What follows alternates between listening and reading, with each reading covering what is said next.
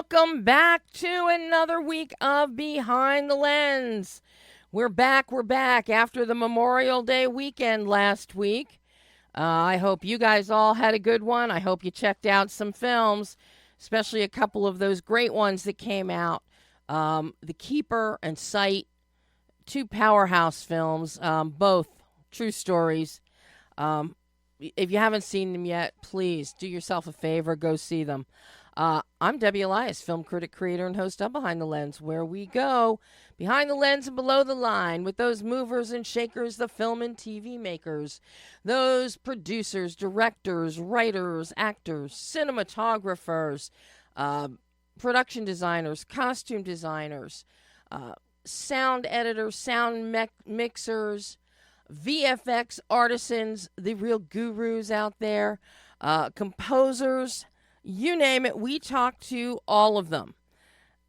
And even though we weren't here last week for a live Behind the Lens, I was doing tons of interviews, one of which you're going to hear today, as a matter of fact, from Castile Landon talking about her new film, Summer Camp, which is a delight. It is an absolute joy. It recaptures the closeness of friendships from our youth. It's got a great food fight, all with people that are my age, the ARP crowd over 65. The cast is amazing. Kathy Bates, Alfre Woodard, Diane Keaton, Dennis Haysbert, Eugene Levy, Betsy Sodero, Beverly D'Angelo, Josh Peck. It's so much fun, written and directed by Castile. And it looks back on the joys and the friendships and bonds that you really make at the, in the teen level, and how some of them will stay with you for life, but how you can get a little lost and a little muddled. And sometimes it just takes a nudge or a food fight to remind you of the best part of friendships. It's a fun movie. It's in theaters now, only in theaters. I encourage you to see it. It is a fantastic comedy. The performances are first rate. So you're going to hear my exclusive with Castile Landon in a minute, but then the midpoint of the show, looking forward to this one. Gordon Foxwood will be joining us live to talk about his directorial feature debut, Wild-Eyed and Wicked. He wrote and directed Wild-Eyed and Wicked and actually shot back east in the beautiful, beautiful horse country area, lush greenery in Chester County, Pennsylvania, right outside Philly, Malvern, Paoli area, Valley Forge area. It's a very cool film with armor, broadswords, supernatural, and a father and daughter that need to find their way back to each other. I was enthralled with the movie because I found the story so interesting, and I can't wait to talk to Gordon because so much of this film, it's inspired by his own life and those individuals in it. So I cannot wait to talk to Gordon. Plus, it's always, everybody knows, always home team. You're a filmmaker from Philly. I'm going to talk to you. And I'm going to see your film. So, but before we plunge into Castile's interview, I have to give a huge shout out to my pal, publicist extraordinaire, Ariane Ayers, who brought me back, if you're watching on the wonderful Adrenaline Radio Facebook page, brought me back this lovely little bag from Cannes, from the Cannes Film Festival. I was very excited. That was so sweet of her to do that. So I had to give Ariane a shout out. And she now has her own agency, her own PR agency. So you indie filmmakers out there, you need a publicist for your film. And trust me, Dances with Films is coming up. Filmmakers, please, please, please do yourselves a favor. Find money in your budgeting. Come up with it. Max out those credit cards at 39.99% interest. Get yourself a publicist for your film at the festival level whenever you can, because it will that means it ensures that your film will get in front of the eyes of critics out there who can review it and hopefully give you a boost or give you some critical feedback, so maybe you can fine tune for the next festival or further down the road. So anybody that is looking for, I have a list of publicists, if none of you have figured that out yet, who love independent film and independent filmmakers. So for any of you filmmakers out there that are going into festivals, John Corcoran, this includes you too. Reach out to me. If you're thinking about getting a publicist, not getting a publicist, on the fence for your festival films, number one, do yourself a favor and get a publicist at the festival level. It really will help you. Second of all, if you're scrambling and you don't know how to find one, reach out to me. Message me. Email me, info@behindthelensonline.com, or .net rather.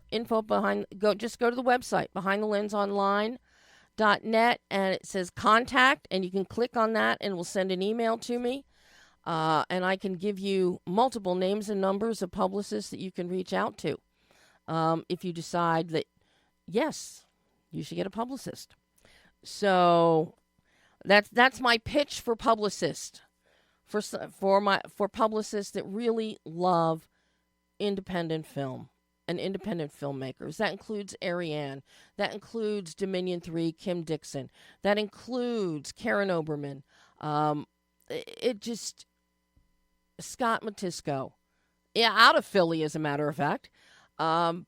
Seriously.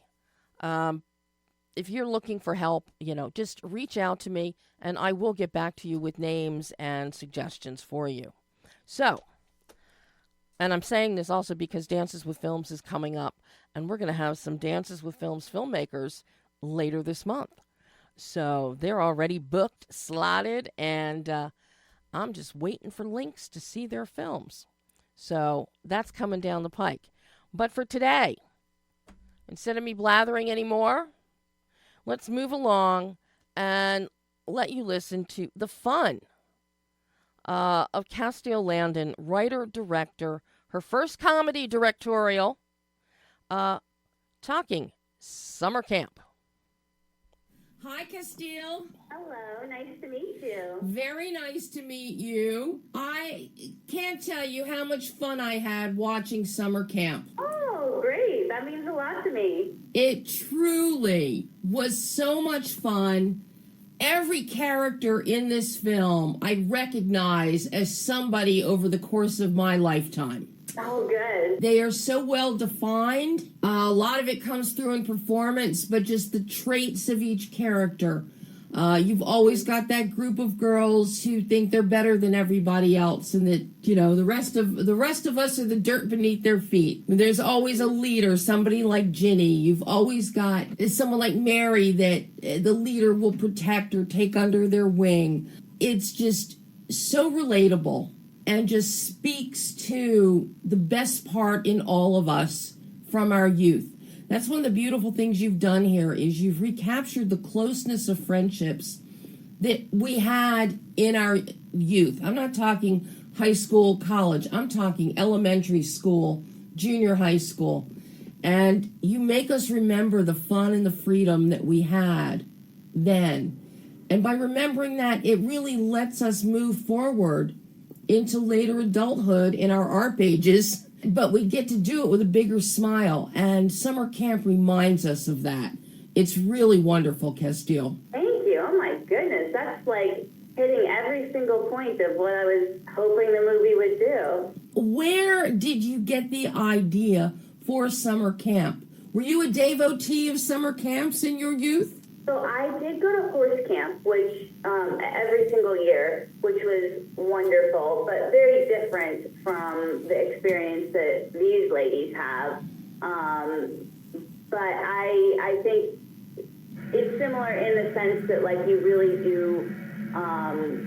There is a sense of community that kind of forms, which is wonderful, and those bonds from childhood. Like I vividly remember so many of the people that I went to camp with, and as a kid, it was kind of, I don't know, a bit of an outsider, I guess. At least I felt so. Like,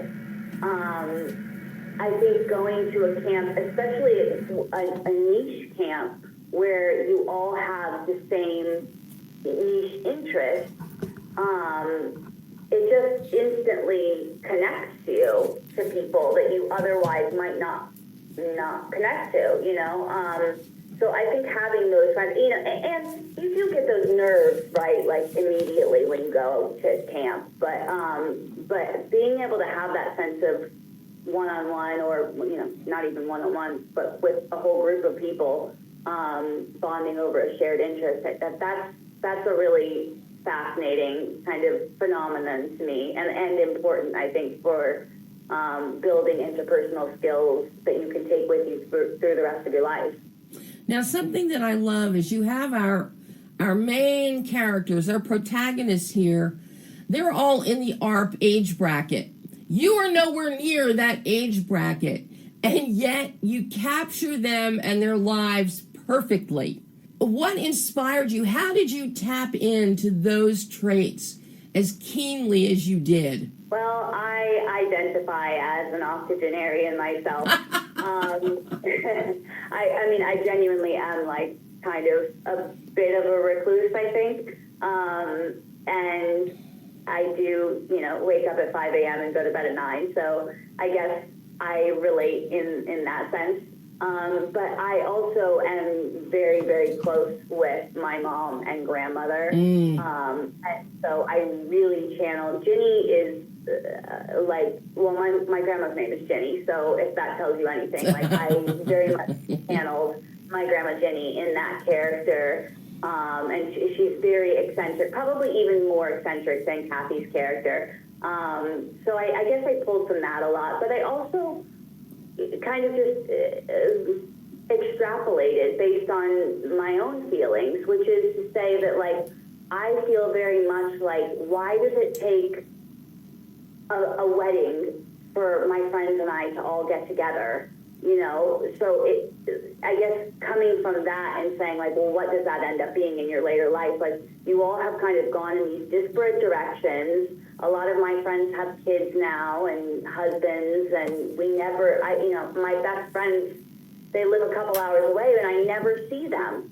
And so I guess a lot of the inspiration was from that, too, feeling like, why do we have to have some big event to get us back together, and why aren't we prioritizing each other in the here and now?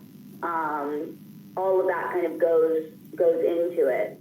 Mm-hmm. Yeah, it's just so well constructed. The characters are so well constructed. And then with this casting, how did you luck out to get Kathy Bates, Alfre Woodard, Diane Keaton, Dennis Haysbert, Eugene Levy, Beverly D'Angelo, Nicole Richie, Victoria Rao, a comedic talent like Betsy Sodero, and of course, to balance things out, the utter charm of Josh Peck.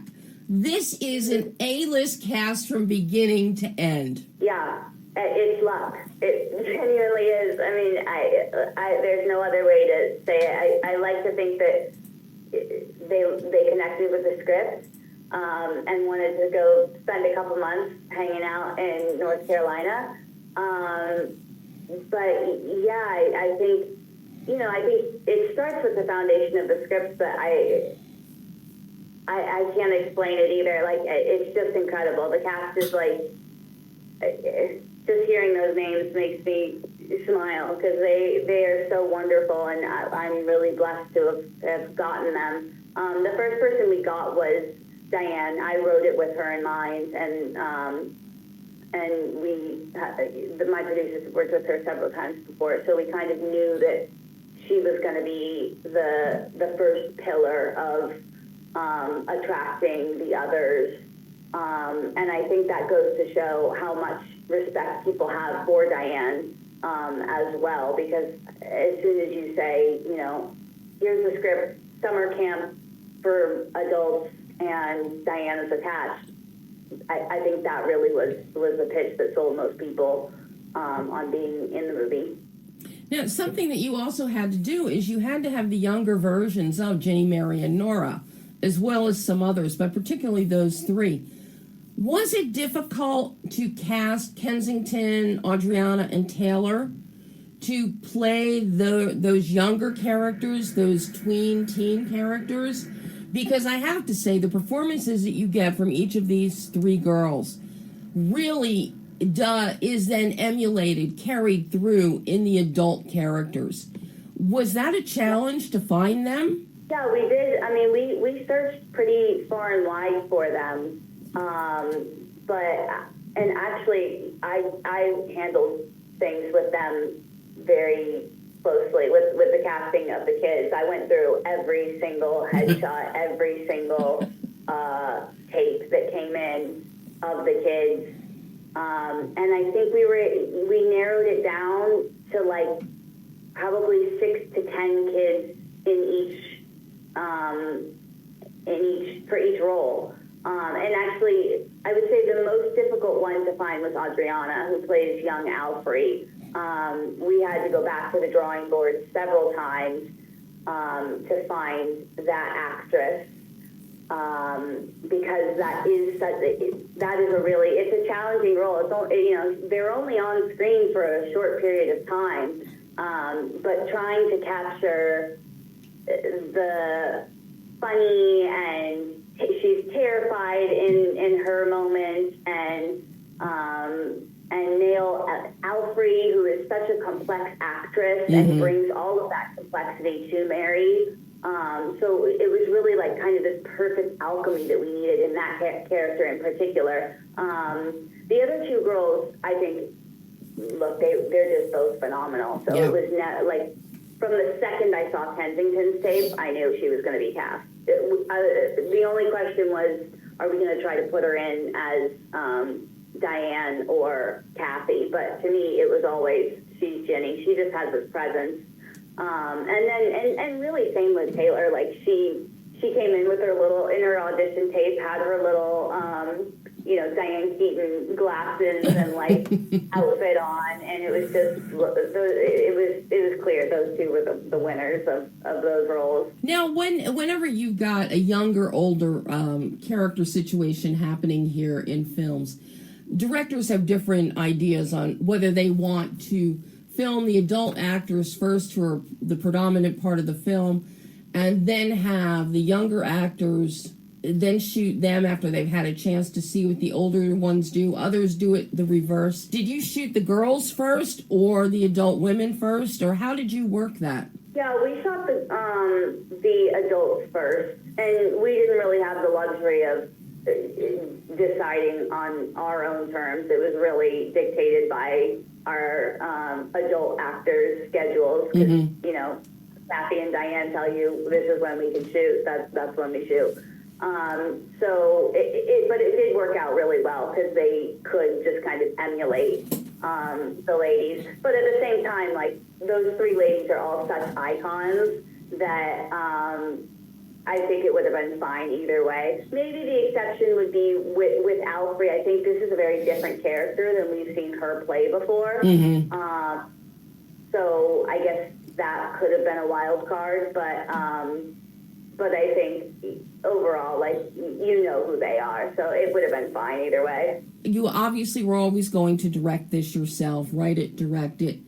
Now, as you were writing, because this is a very visual film as well, and it's beautiful, your location in North Carolina is stunning. Talk to me about working with your cinematographer, about working with Karsten, and developing your visual tonal bandwidth. You keep this very light and bright. You really celebrate the outdoors and natural light. But then you get into some really beautiful, intimate stuff within the Sassafras Cabin, within the RV, and kudos to your production designer, Scott Daniel, on that RV and that cabin. But coming up with the visual tone that you were looking for. And I like that you keep your camera wider. You're always mid shots. You don't go in on extreme close-ups. You keep this, you're tying everybody together, and that's a really wonderful metaphor that you've created. So I'm curious about your process with Karsten. Yeah, gosh, Crash is like so absolutely wonderful to work with. My DP is always like my rock on set. I lead with the visuals. This was the first time that I'd worked with him, and so that's always nerve-wracking, but he's just like so warm and knowledgeable and easygoing. And you know, when you're, to me, the really important thing when I was meeting with people to look at this film or to shoot this film, I had to have someone that I could really trust, but also, more importantly, it was a personality thing in the sense that they had to be willing to defer to the ladies, because actresses, but especially actresses of a certain caliber and a certain age, they know how they want to be shot, and DPs oftentimes know what they want to shoot, and so there's, you know, there can be some butting of heads, and I knew going into this that making the ladies feel good about the way that they looked and comfortable, that was going to be really clutch with this, and that we couldn't let the art get in the way of that, unfortunately. Like, you know, it is what it is. But at the same time, I obviously wanted to be able to retain the art. So I think we were able to keep a lot of scope. That was really important to us. And people come to see this movie not just for one actress, they come to see the ensemble. So I think that also led us to keep those wide shots as much as possible, you know, to see them all in frame so that we know that they're all there together and we're not shooting someone against a green screen, popping them in. Especially with the action, like those ladies did that action. We do have stunt doubles in certain parts, but you know, they were out there. They're hooked up to the line, and they did, you know, jump off a little bit of a zip line, and they're in the water. So we wanted to be able to showcase all of that as well as the beauty of North Carolina. I think Crash and I watched a lot of shows, films as reference. I think one of our major guiding lights was Marvelous Mrs. Maisel. Yes. Yeah, because it's so beautiful. We want the ladies to look wonderful and also showcase the locations and have those kind of colors, and I think that the shots that they do, oh my gosh, they're just so cool. So we really took a lot of inspiration from that wherever possible. The fact that you are in the woods, and you obviously shot this in spring, summer, sometime there when everything is green and lush and verdant and just gorgeous, and it really screams life, and that's what we're seeing unfold with Ginny, Mary, and Nora. We're seeing life, and they're basically coming back to life as one. So I love the fact that that is showcased within the lensing and the imagery that you've captured. Just really beautiful. But then, of course, we get the most fun of the film, besides the zip lining, the food fight. How challenging was the food fight to shoot? You know, it was a challenge, not gonna lie.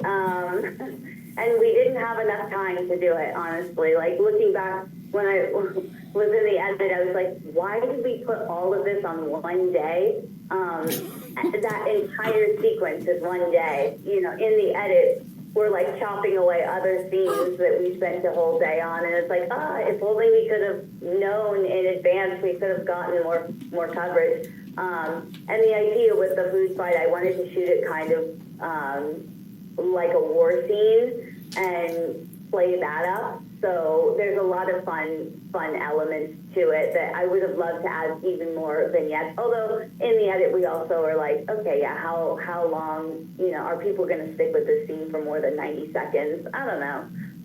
But we watched so many food fights in movies, and they all kind of just devolve into chaos. It doesn't seem like there's much of a theme to most of them, so I really I'm quite proud of being able to kind of keep it. I hope that the idea of it as a war scene comes across to people.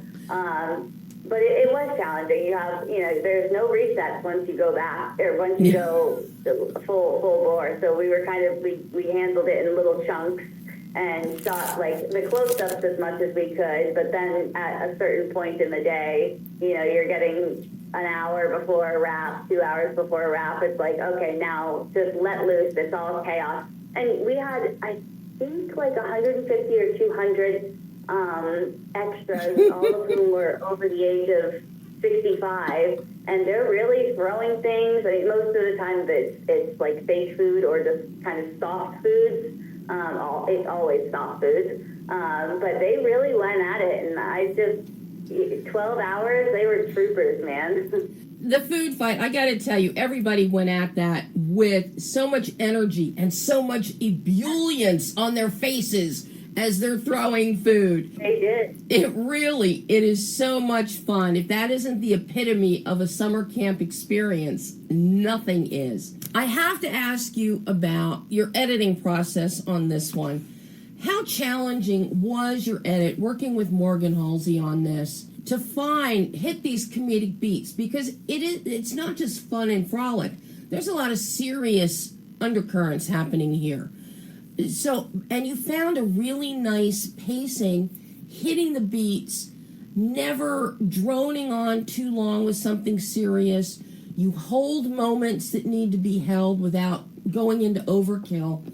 How challenging was the editing on this one? It was challenging. I think that finding the heartfelt stuff comes very easily to me, and I think to Morgan. So that was actually, the strongest stuff in the film was, to me, the parts that are going to be a little heart-wrenching. And I think the comedy, that's the tough thing, because you're in an edit for 6 months and things stop being funny. So, the first time you see it, it's hilarious. And then the 10th time, maybe it's still funny. But then, cut to 6 months later and nothing is funny. And so you kind of like go through this little mini existential crisis at some point where you're like, nothing is funny. I don't know anything anymore. Which I haven't experienced that because this is my first comedy. And so you're really relying on other people's feedback, and that's of course very subjective. So at a certain point, you just go, you know what, I'm going to go with my gut, and I think this is funny, and I think it's still going to play. So there is a kind of bell curve to that. But I think because there is such a range of variance in emotions throughout the film, like I think it's a film that you'll laugh and cry in.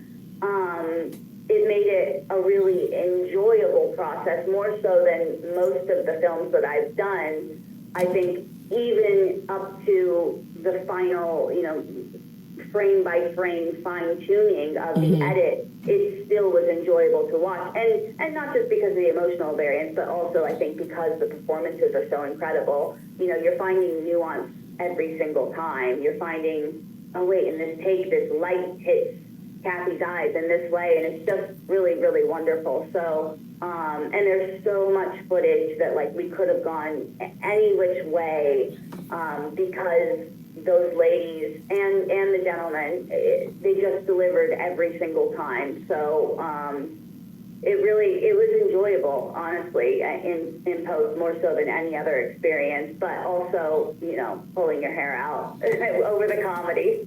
So are you going to make more comedies after making this one? Oh yeah, I'd love to. It's so fun. You like, your whole work experience is so different. And you go to work and it's like, oh, what do we get to, go whitewater rafting and throw Diane out of a boat today. Like, great, we're going to have a blast.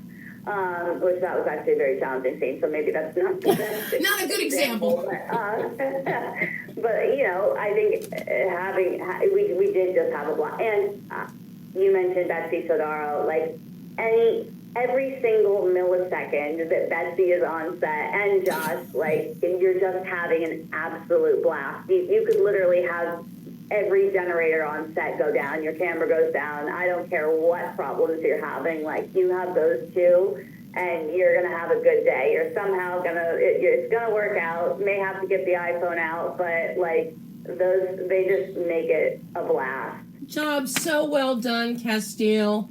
Fun, freedom, friendship.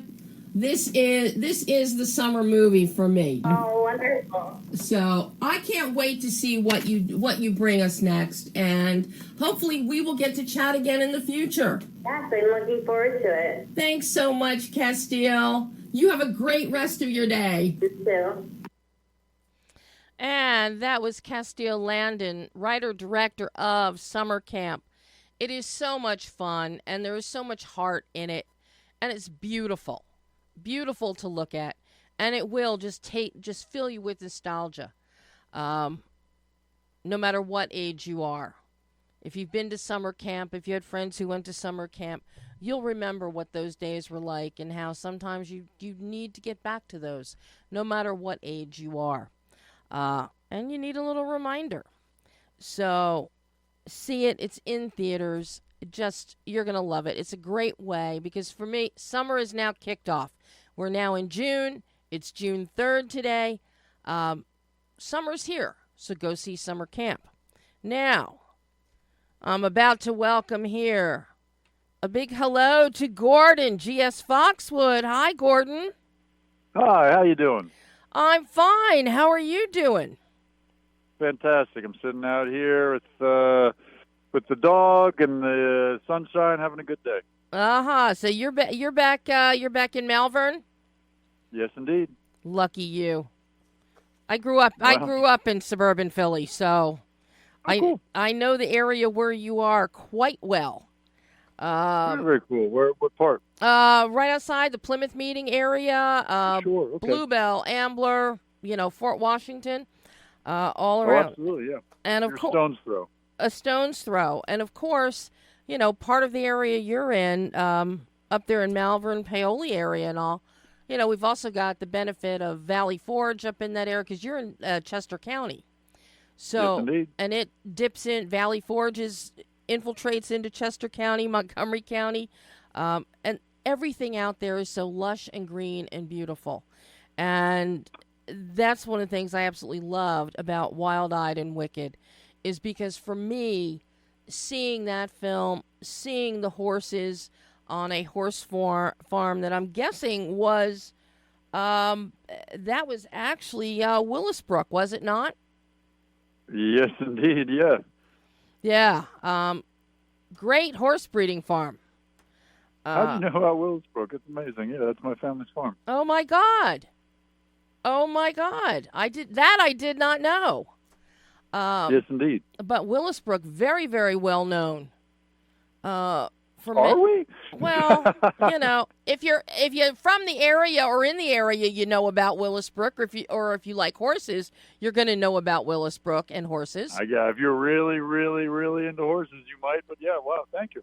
Hey, I used to work with an attorney who was president of No Lie, the Cowboy Lawyers Association. Oh, fun. And he had many horses. And working with him, I learned a lot about horses.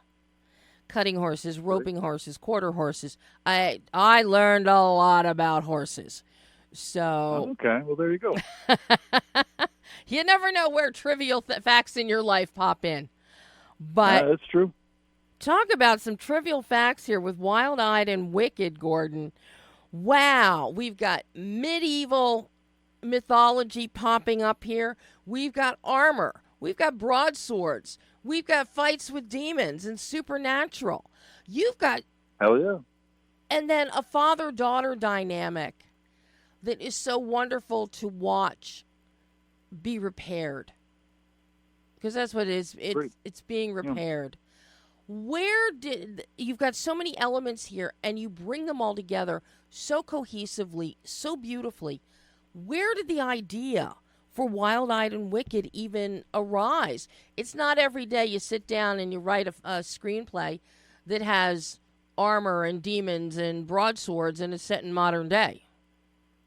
Sure, because again, it came from a few places. You know, I knew I wanted to do a modern day story with medieval iconography, because you can sort of hone in on the parts of it that still affect us today. But again, we're clearly still so inspired, and we, you know, so much that medieval fantasy still draws our eyes so much, and I was kind of, you know, curious. Okay, well, what are we doing? Why are we going to it? What is it helping us enjoy or work through or fight back against in whatever way? And it's like, let's take that and you know, take some steel and blood and leap into the woods here, and you know, have some drama, have some horror, and yeah, make a movie. Well, you know, I love this meld of elements. But now honing it in and coming up with the character of Lily, who's beautifully played by Molly Coons. Wow. Yes. Yes. And of course, and then Michael X. Summers plays her father, Gregory. You know, how did you Yeah. hone in on this father-daughter dynamic? And also going, because you take us back into the past, which, by the way, an incredible performance by Evan Flanders, who plays the young Lily. Boy, oh boy, her wide-eyed look. She reminds me of a young Hallie Eisenberg. Oh. And but you take us on this journey of a loving mother and her daughter, things that are disconnected in the past, and now we have Lily who having nightmares, can't come to terms with things. We see everything in her life with her father has fallen apart. Her mother has passed on. So these are very, very specific traumas that we're dealing with here and breaking out. It's really a wonderful look at another form of PTSD when it comes to Lily and even Gregory. Yeah. No, absolutely. You know, there's a big part of also, you know, when you asked about what inspired the idea, and a enormous part of it too was I wanted to bring so much of my wife's experience and wisdom into it, and she has been a medical doctor for I don't know, 10 years or so now, and something like that, and you know, she's worked in many different aspects of medicine, but her whole thing is treating the whole patient, whether it's, you know, it's orthopedics or sports medicine, it's still the whole patient, which always deals with building paths to recovery, which of course have always still the most to do with people's own mental health and self-view, et cetera. And she's, you know, a lot of wisdom from that, and a lot of wisdom through building paths to recovery for herself and working through her own traumas. And so the wisdom in this is very much hers. Mm-hmm. Yeah, I love how you show us this. You don't waste any exposition with dialogue on it. We see you've connected the dots really well, and show us where Lily is now, what she went through in the past, and we keep going back through nightmares into the past, which I really love, and the authenticity that Molly brings to Lily when she wakes up screaming or something is happening during her nightmares. I think that is so relatable to so many people, and the way you have brought it to the screen in character and then visually. Nice job. And that, of course, also is kudos to your cinematographers. Your primary, thank you. Yeah, talk to me about working with them. You've got Mateus Bastos and then Isle Bayou Cohen, who did, I guess, some pickups on that. So talk to me about working with these guys, because you're shooting in such a beautiful area. You're showcasing that beautifully. You're getting some great imagery. But so much of this, it's the dynamic. It's the relationship in Lily's mind and also with her father in the here and now. Sure. Well, Matt Bastos did the first. We shot for 16 days. Matt Bastos did the first 10, and then Ale did the next 6 because Matt had a death in the family that he had to get home for, and so we had to, he helped us quickly find a very high caliber replacement in Ale because I mean they're both very high caliber cinematographers.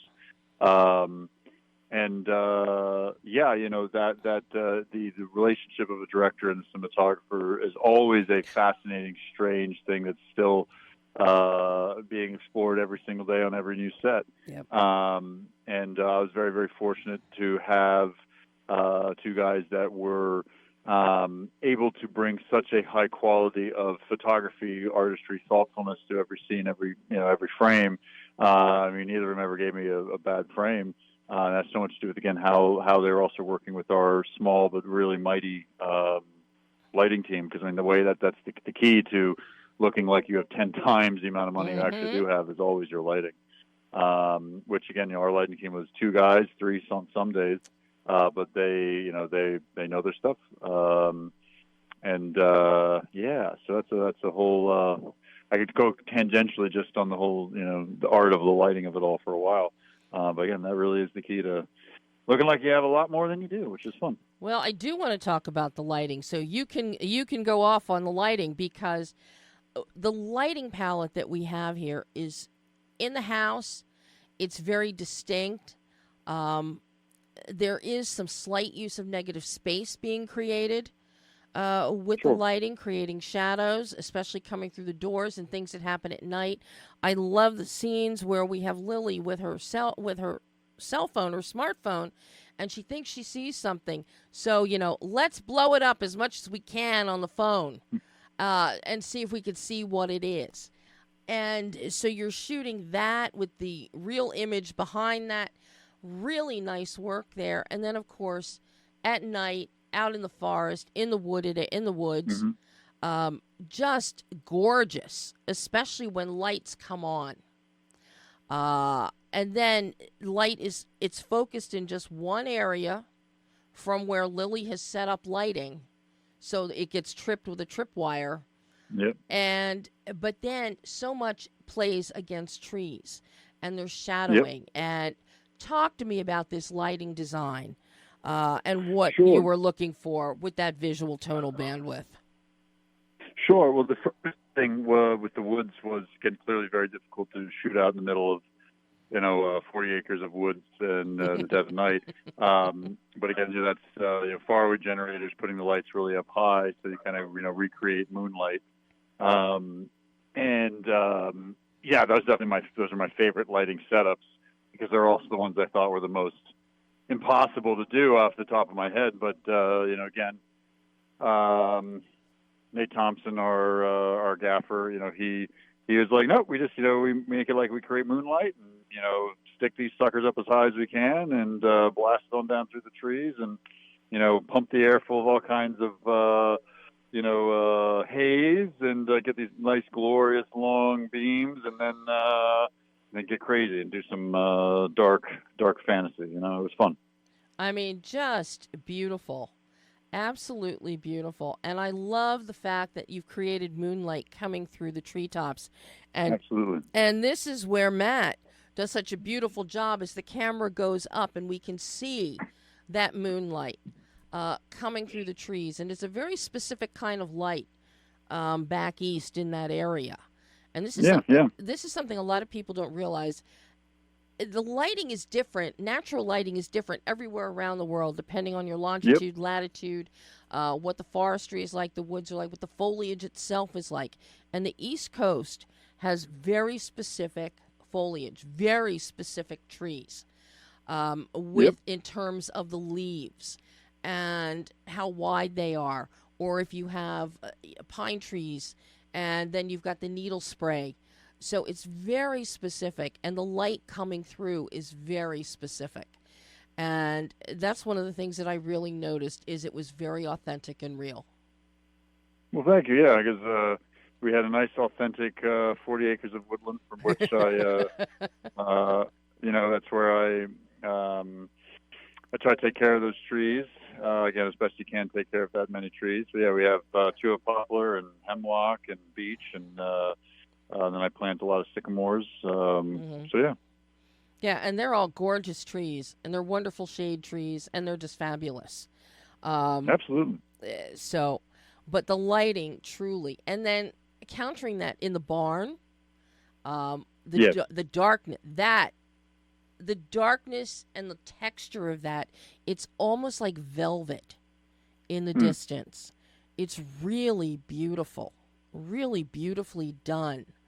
How much external light did you bring into the barn to light some of that night work in there? Not very much. Again, we were pretty limited, but we did shoot, some units from outside in to kind of, again, create whatever moonlight, or just, even when working in a otherwise pretty dark barn, you need some extra oomph. And particularly with sometimes as we shoot into the night, and we need it to be day longer, so we're just, blasting units in, which is, of course, quite surreal when you're inside directing and you think it's daytime still, because your brain is, you're just so in the zone. Then you walk out, you go, oh my God, it's nighttime, which is truly a surreal experience. And again, especially when it's done so effectively. It definitely plays tricks on the mind. Yeah, I mean, how long was your preparation for Wild-Eyed and Wicked? Because Sure. I mean, what I see on screen, it looks so good. The editing is solid. The pacing is good. The performances, everything is cohesive. It's connected. It's engaging. You don't want to look away. You're so involved in the story. But to have a film look this good, and you're a first-time feature director with this one, how much preparation did you put into this film before the cameras even started to roll? Well, that's the key piece, because in so many ways on a film where you're going to have to shoot in 16 days, once the production starts, in so many ways, like whatever it's going to be is set. And so it's so making the most of it is really going to happen in that preparation. So we had a very active pre-production for something like 4 to 6 weeks, where again, my two dear friends of mine from college and film school, who are also the film's producers, we were just here on the farm, and some of it was like painting rooms that needed to be painted and all that kind of. So it was a lot of that, because we got to have access to the locations that we could do some of that prep. But again, it's also a working farm, and so it's not easy. You have to time is money, and shutting down operations is also always its own challenge. But yeah, the prep was definitely as much as you could do. The script was written by end of about that was drafted by the end of like January 2022, and we would be shooting by midway through June 2022. So that kind of gives you a sense of how much prep zone was in there. And again, just doing whatever you can do in that time to get the most out of every moment. Now, you've got some really incredible battle sequences in there. Yes. With Lily in full armor, using a broadsword, battling a demon that has taken in a form that she's familiar with but not familiar with. Right. Did you shot list? Did you? Oh God, yeah. Did you storyboard, especially that battle sequence, because that is so intricately done, and it's shot so well with the camera moves. And even then, you tend to, you and Matt tend to keep the camera wider, so we get the full experience of what's happening, as opposed to going in on extreme close-ups. Sure. I really like that. But talk to me about this entire battle sequence and the armor that poor Molly had to put on as Lily. My wife had to wear it, actually. Oh, my God. Yeah, she was the stunt double. Oh, well, let's hear about, getting the armor and then working with it. Sure.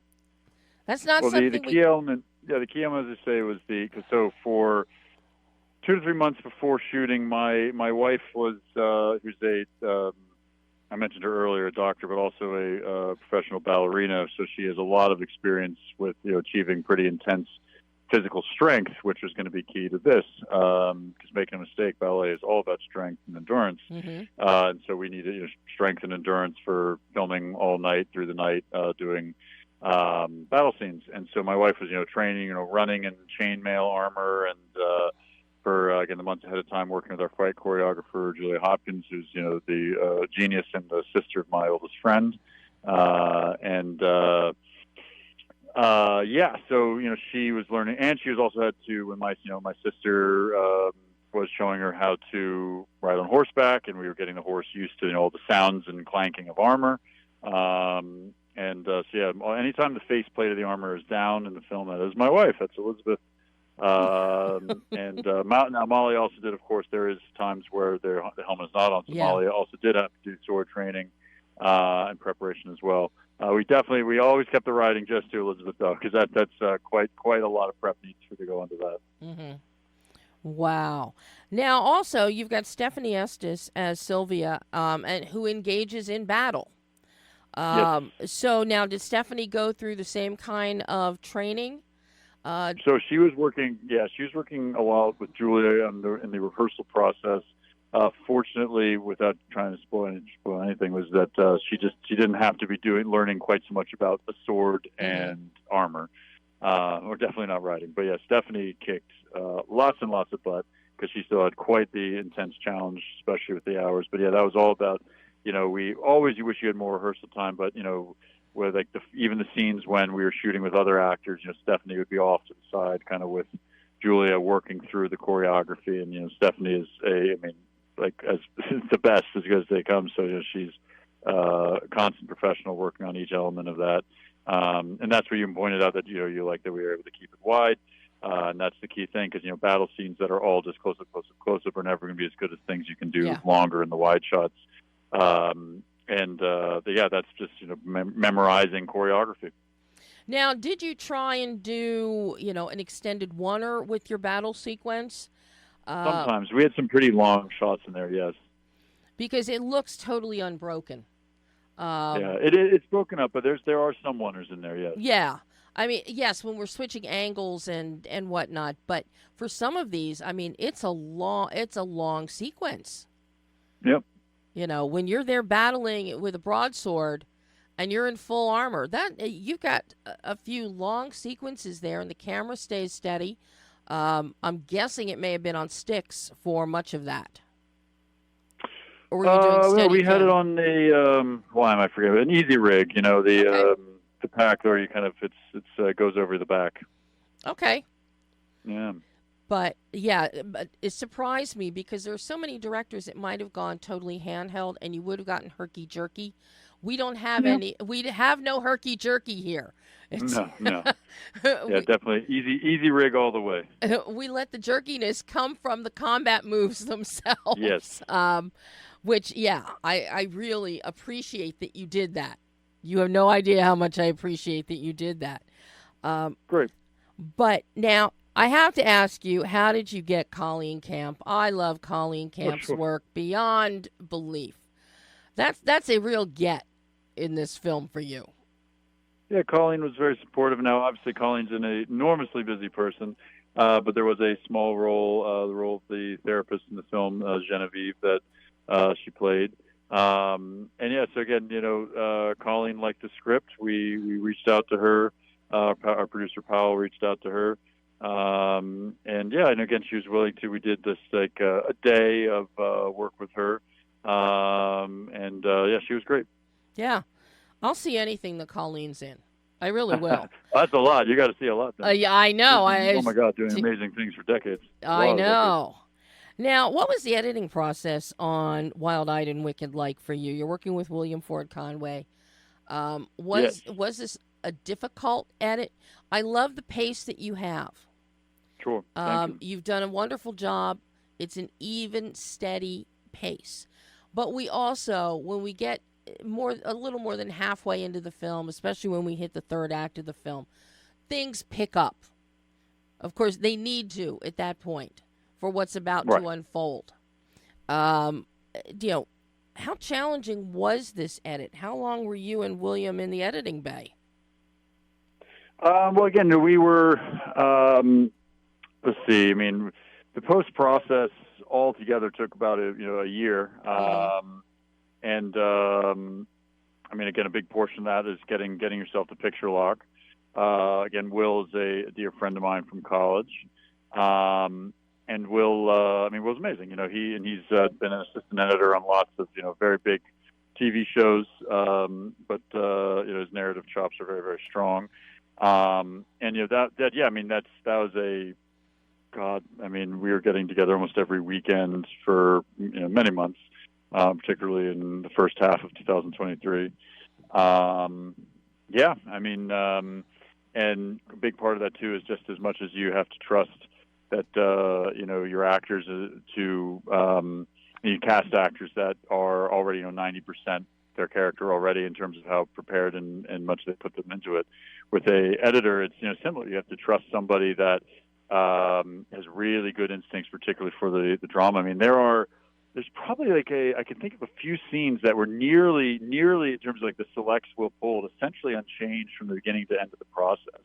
Because again, he has such a good instincts for that. Sure, there's still plenty of, like, you know, for the time, I'm always going to be the person that knows the footage best because I can sit there and comb through everything constantly and find, oh, we have, you know, a half second here, what we need there, kind of thing. So that was definitely a very arduous process, but it was made fun by Will's good humor and thoughtfulness, because editing can be definitely can get a little you know, a little like, oh God, another day, another, like, where is this scene, where's that scene, you know, that kind of stuff, because you know, you do your best always to get, you know, good you know, get sticks on set and get everything straightened out with the audio. But, you know, every now and then there's still things slip a little bit, and, you know, you kind of go through the whole low budget finding where something is and trying not to go crazy. Well, now, at what point did the music come into your production, into your post here? How early did music come into it, and what were you looking for musically? So Kyle came on, you know, again, he worked for, I'm trying to remember, about a month, again, like May 2023, maybe a bit more than a month, maybe a month, 6 weeks, something like that. Yeah, I mean, that was critical. I mean, you know, the music of this is very important. It's often one of the things people talk about coming away from the movie.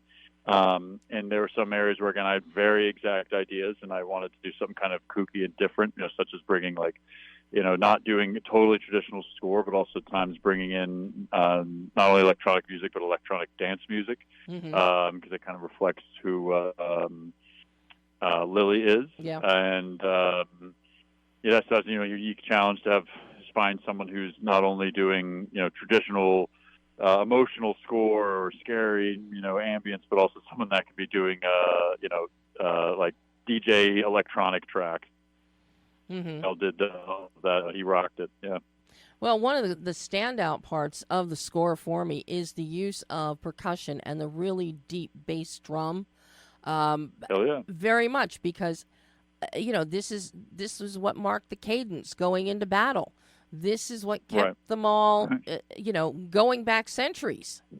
This is what kept soldiers motivated and in time and working as a unit. And every time you hear deep bass drums like what we hear here, you know we're building up, and it also metaphorically speaks to the heartbeat as you're getting pumped up, knowing the adrenaline starting. You know, something's going to happen here. It's within the character, it's with the audience watching. I love the use of the bass drum and the definitive beats that we have with that. Gotta have that bass.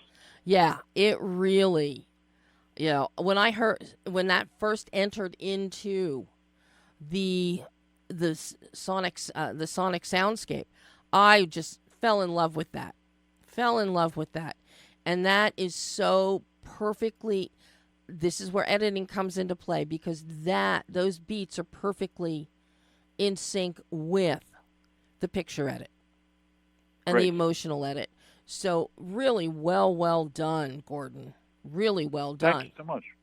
Now, being your first feature directorial, what kind of challenges, what did you learn about yourself in making as a filmmaker that you can now take forward? My dog just... Oh, but that's okay. We like dogs. She was the set mascot, or my little corgi. Well, As well she should be. I didn't see Corgi on the credits, though. I should have. That was a mistake. Bad dog daddy. Bad dog daddy. Oh, no. Gordon. But what did you learn about yourself as a filmmaker making Wild-Eyed and Wicked that you can take forward into future films? Well, one of the biggest things, probably one of the biggest things I learned about myself is what does it mean to go into a process that you know that you're going to have sacrificing, because that's what independent cinema is. But how do you go into it still getting it still becomes even more amazing than you were hoping, because of the beautiful things you find that surprise you. Mm-hmm. Because no one wants to just go see a movie where you're like, well, I was hoping it was this, and I was like, I always knew that's not going to be my paradigm. I'm going to change that paradigm by bringing so many people into this, are going to give 110% and surprise us all along the way, and bring through just the beauty of life and the unexpected glories of being that we were going to find, make an experience that was better than you could have ever hoped. And so it's being together, that kind of team is definitely where you can do that. So was there a great surprise that you got in the process of making Wild-Eyed and Wicked? A great pride? No, a great surprise. Was there a great surprise? Yes. Absolutely. Again, and I think that the surprise was, just what I was saying, which is the surprise of, when it's just you in a room writing it, and you write and you go, okay, well, I really like for this to go this way. But then the surprise is, oh my God, I just, hired this amazing production designer or this, costumer, and they had this idea, and that's amazing, and now it's real and it's even better. So that's the surprise comes from the people.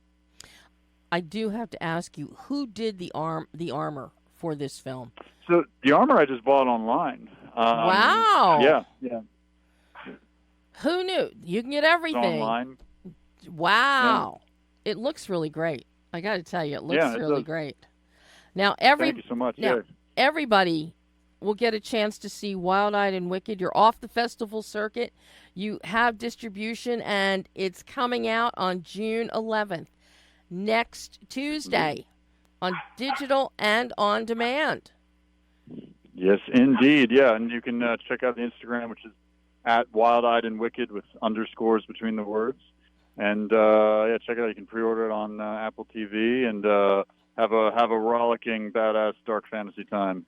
Now, do you foresee this coming out as a DVD or Blu-ray anytime? Yep. You can also do that as well. You can buy it off of Amazon or Blu-ray.com.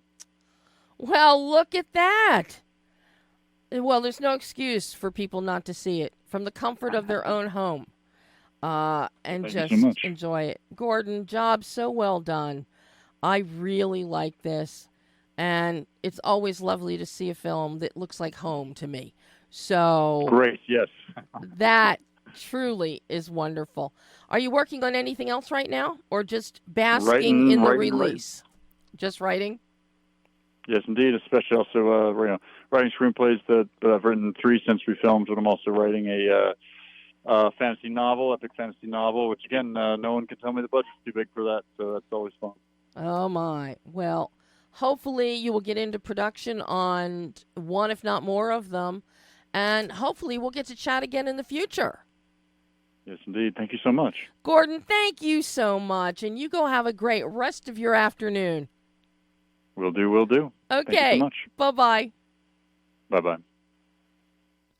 And that was Gordon G.S. Foxwood, writer, director of Wild-Eyed and Wicked. It releases next Tuesday, June 11th, digital, on demand, DVD. You can get the Blu-ray, DVD. Isn't that nice to know? Because I didn't see that anywhere in the information I was given on the film. But that was a nice surprise for me to know that you can get physical media of this film. As all of you know, I am diehard physical media. I don't want it sitting in a cloud somewhere. I want to pick it up. I want to hold it. I want to fight with my DVD player or my VHS player. I'm going to fight with that and struggle to get that tape back out again. But no, some great films. Go to the theater and see Summer Camp. Be on the lookout next week for Wild-Eyed and Wicked. Another film I do want to make mention to, two films. Dead Wrong. It's available now digitally. It's a lot of fun. It's a horror comedy. Check that out. And then, of course, if you haven't seen Lazarus yet, Lazarus has been out for a little while on digital and VOD. Check, and on streaming platforms. Check it out. I had an incredible hour-long conversation with the film cinematographer the other day, our team, Vion. And the movie is all about, the cinematography is what builds the tension. It's a post-apocalyptic, post-disease. It's a really interesting premise. And it's got a lot of twists and turns in it. The writer-director on it is Alex Tibaldi.